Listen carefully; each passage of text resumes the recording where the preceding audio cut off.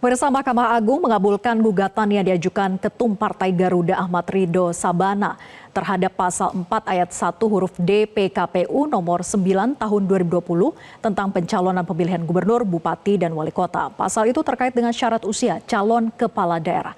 Kita akan membahasnya bersama Yohana Murtika, Sekjen DPP Partai Garuda, dan Ferry Amsari, pengamat hukum tata negara. Selamat malam Mbak Yohana dan juga Bang Ferry. Selamat malam, Mbak Vera. Malam, Mbak Vera.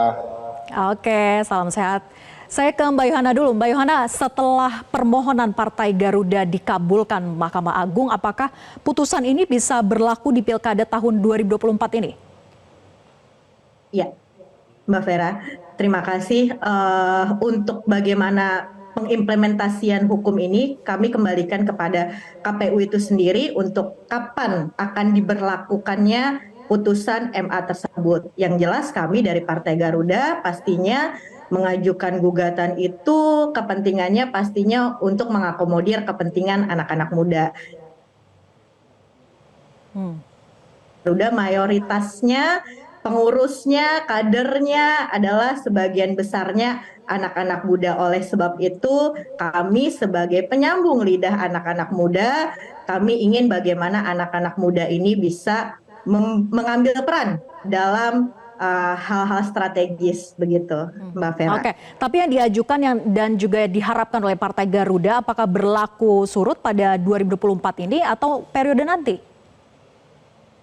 Ya, Mbak Vera. Untuk bagaimana berlaku surut atau tidak, seperti saya sampaikan tadi, untuk diberlakukannya putusan tersebut itu jelas bukan bukan kapasitas kami sebagai Partai Garuda untuk memerintahkan bahwa putusan tersebut harus diberlakukan segera atau kapan. Pastinya nanti KPU akan berkoordinasi dengan MA kapan putusan itu harus diimplementasikan, begitu Mbak Vera. Secara kewenangannya memang kita masih menunggu, tapi kalau dari harapan Partai Garuda sendiri? Ya, kalau harapan dari Partai Garuda sendiri tentu kita pengennya sesegera mungkin, karena tujuannya kita membuat gugatan tersebut, apalagi hari ini momentumnya pas juga dengan pilkada, tentunya kami tidak ingin anak-anak muda ini tidak ingin kehilangan momen itu, gitu Mbak Vera. Oke, jadi harapannya begitu Bang Ferry, jadi bisa tidak untuk berlaku pada 2024 ini? Ya, omong kosong politik soal peran anak muda dan bisa atau tidaknya putusan ini dipakai kan adalah pengulangan kisah yang sama dengan putusan 90. Teman-teman partai yang mengajukan pengujian, termasuk teman-teman Partai Garuda ya, akan selalu membicarakan bahwa ini untuk anak muda, seluruh anak muda Indonesia. Faktanya di putusan 90 hanya satu anak muda yang pakai itu, yaitu anak presiden. Kali ini di putusan Mahkamah Agung nomor 23 PHUM 2024 istilah yang sama itu dikeluarkan lagi bahwa ini peduli anak muda dan segala macam. Ini bukan peduli anak muda, ini bicara anak muda yang ada di ruang dinasti yang diistimewakan. Dan saya yakin kalau bicara motif dan modus yang terjadi di putusan 90 di Mahkamah Konstitusi, modus dan motif yang sama juga akan terjadi di putusan 23 ini.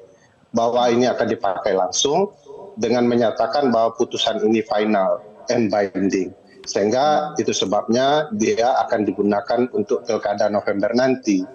Kenapa putusan ini juga katakanlah ya dipindah ruangnya dari MK ke MA. Padahal putusan MK ini janggal sekali. Satu, putusan ini bicara sesuatu yang tidak masuk akal dalam teori uji materi peraturan di bawah undang-undang terhadap undang-undang. Di mana-mana peraturan teknis seperti PKPU ini hendak diujikan apakah sesuai dengan undang-undang di atasnya atau tidak. Dan kalau kita baca pasal 7 Undang-Undang 10 2016 tentang pilkada itu sama persis isinya dengan pasal 4 PKPU yang dipermasalahkan ini. Lalu bagaimana mungkin bisa dibatalkan dan ditambah kalau batu ujinya yaitu Undang-Undang Pilkada bilang untuk syarat mencalonkan diri seorang calon gubernur dan wakil gubernur adalah 30 tahun. Ini kan motifnya jelas ya bahwa Kalau kemudian tidak diubah, maka tidak bisa di 27 Agustus Mas Kaisang Pangarep mendaftarkan diri. Karena kebetulan di Desember nanti setelah November pemilihan kepala daerah, dia berusia 30 tahun, dibuatlah setelah pelantikan. Kalau kemudian ada syarat yang lain yang bisa dikerjakan karena dia 30 akan dilakukan itu. Misalnya kalau nanti 1 tahun setelah pelantikan mereka akan buat demi meloloskan kepentingan ini. Jadi sebenarnya aroma ini sudah bisa dibaca. Tinggal kemudian teman-teman partai politik memberikan bumbu-bumbu pembenaran bahwa ini untuk anak muda, tidak ada diskriminasi, tidak ada pengistimewaan. Di dalam politik itu ada aturan, Mbak Vera, bahwa tidak boleh mengubah aturan menjelang pemilihan umum berlangsung. Tapi faktanya sudah terjadi di putusan 90 dalam pemilu presiden. Hari ini diulang lagi, dilakukan semacam upaya untuk mengubah paket ketentuan undang-undang di tengah jalan agar seseorang yang diharapkan bisa maju wujud dengan berbagai alasan yang tidak masuk akal.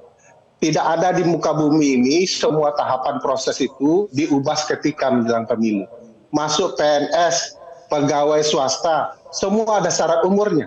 Dan syarat umur itu akan ditentukan ketika dia mengajukan diri. Bukan setelah dia bekerja syarat umurnya. Jadi bagi saya, alasan yang dibuat-buat semacam ini lumrah saja. Tapi ketahuilah ini alasan sangat terbuka. Terlihat betul curangnya. Dengan cara-cara pembenaran melalui putusan peradilan. Saya tidak yakin Mahkamah Agung tidak paham konsep pengujian undang-undang. Yang saya yakin adalah bahwa putusan ini punya motif politik. Oke. Saya ke Mbak Yohana. Mbak Yohana, Anda bagaimana menanggapi soal tadi bacaan dari Bang Ferry bahwa ini nampaknya diperuntukkan untuk Kaisang Pangarep? Karena kalau dari segi usia tadi Bang Ferry katakan yang paling tepat ini adalah Kaisang gitu untuk mengakomodir Kaisang yang 25 Desember nanti berulang tahun ke-30. Oke, baik Mbak Vera. Saya justru sangat tidak sepakat dengan apa yang disampaikan oleh Bang Ferry. Itu justru sangat tendensius sekali. Kami sebagai anak-anak muda justru merasa sangat miris sekali bahwa sebagai senior seharusnya mendukung kita anak-anak muda untuk terus bergerak maju. Hari ini anak-anak muda cenderung apatis dan tidak mau tahu karena anak muda selalu dikerdilkan dengan hal-hal seperti ini. Anak muda selalu dianggap tidak mengerti apa-apa, tidak punya pengalaman, lantas mereka tidak layak dan berhak untuk berada pada posisi strategis. Nah, untuk itu karena kami alhamdulillahnya saya pribadi kebetulan masuk ke dalam partai politik yang dimana saya punya peran dan fungsi itu, saya punya tugas dan tanggung jawab itu untuk bagaimana bisa mengakomodir kepentingan anak-anak muda itu tadi gitu. Ya. Mbak Yohana, kalau memang ini siapa yang mendengarkan kalau bukan saya mau membantah soal isu anak muda ini. Saya ingin membantah isu soal anak muda. Tidak ada dalam perspektif kita teman-teman di isu kepemiluan untuk melarang dan tidak menginginkan anak muda. Tidak ada ceritanya. Kita malah yang mendorong anak-anak muda bahkan mungkin sebelum Mbak Yohana masuk partai politik untuk berperan di partai. Yang kita tidak boleh itu adalah peraturan yang tidak fair. Coba Mbak Yohana jawab dulu, peraturan politik mana yang diubah di tengah jalan ketika tahapan berlangsung? Di beberapa negara dikenal partial principles, ketentuan bahwa tidak boleh peraturan itu dalam hal kepemiluan diubah saat tahapan berlangsung dan akan berlangsung. Kalau mau ngubah peran anak muda di undang-undang lama, dari dulu itu harus dibicarakan. Kami sudah bicara itu. Kami bicara 21 tahun bahkan. Ini bukan soal anak muda dan peran anak muda. Ini soal banyak di antara kita berbohong soal peran anak muda. Padahal republik ini dibangun oleh anak muda. Dia seolah-olah anak muda, tetapi yang mereka dorong adalah kekuasaan, keluarga istana, dinasti. Kalau ini benar-benar, saya bahkan tidak melarang anak presiden maju.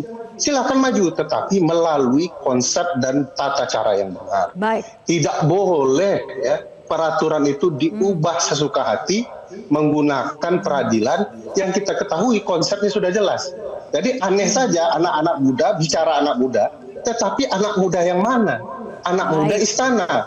Kebetulan di putusan 90 itu juga selalu bicara anak-anak muda. Oke, Bang Ferry. Tapi faktanya tidak satu anak muda pun yang menggunakan putusan 90 kecuali anak presiden, dan ini akan berulang. Oke. Ya, jadi poinnya bukan soal anak mudanya yang dikritisi, tapi tadi soal peraturannya yang coba untuk diubah begitu ya. Nah, Mbak Yohana, sebetulnya idenya datang dari mana sih Partai Garuda untuk mengajukan bahwa perubahan syarat usia itu ketika pelantikan, bukan sebagai syarat pada saat mendaftar atau penetapan? Baik Mbak Vera, jadi begini, memang kami membahas daripada batasan usia ini jauh sebenarnya daripada sebelum adanya momentum ini. Mungkin Bang Ferry sendiri juga tahu bahwa ini bukan pertama kalinya Partai Garuda menggugat mengenai batas usia, namun sudah dari kemarin juga kami sudah menggugat itu, dan apa yang kami ajukan gugatan itu bukan mengubah, tapi kami ingin memperkuat lagi tafsir yang ada di dalam pasal tersebut gitu loh. Di situ di mana menyampaikan bahwa setelah ditetapkan usia 30 tahun gitu. Padahal usia 30 tahun dari 2024 masuk ke bulan Januari itu bisa saja usia kita 30 tahun. Karena persoalan bulan itu yang buat menggagalkan diri kita untuk tidak maju. Kalau persoalan ini politis dibawa ke arah anak istana, anak presiden, saya rasa kalau kita memperdebatkan begitu terus, lalu anak-anak muda yang lain ini bagaimana gitu. Coba deh kita arahkan pemikiran kita ini ke tengah dulu, bahwa hari ini kita benar-benar merangkul anak-anak muda. Persoalan nanti yang maju anaknya presiden atau anak siapapun itu adalah bagi saya keberuntungan mereka. Tapi hari ini peran anak-anak muda itu benar-benar harus kita perjuangkan gitu. Ya lewat anak-anak muda itu sendiri. Jadi begini Mbak. Oke, sayang sekali durasi kita sudah habis, terbatas sekali. Bang Ferry dan juga Mbak Yohana. Kita akan coba diskusi di kesempatan lainnya. Ya, sedikit saja Bang Ferry, singkat. Ya, bedakan syarat mengajukan calon dan syarat menjadi gubernur. Dua hal yang berbeda. Jadi tidak boleh disamakan, apalagi karena kaitan dengan bulan dan hari. Ini kan sudah disepakati aturannya. Jadi aneh saja kemudian di saat tahapan Anda kemudian mengutak-atik yang kemudian bicara soal keberuntungan anak presiden. Dari dulu anak presiden beruntung terus. Yang tidak beruntung itu ya rakyat yang mudah-mudahan. Untuk tahapan pendaftaran baru akan kita nantikan bersama ya siapa sebetulnya 27 Agustus September kita sudah masuk verifikasi pemilih. Syarat usia ini ya. Baik. Oke, Bang Ferry dan juga Mbak Yohana, kita nantikan bersama siapa sih sebetulnya yang akan diuntungkan dari berubahnya syarat usia calon pilkada ini. Terima kasih atas diskusinya Mbak Yohana dan juga Bang Ferry. Selamat malam. Jelajahi cara baru mendapatkan informasi. Download Metro TV Extend sekarang.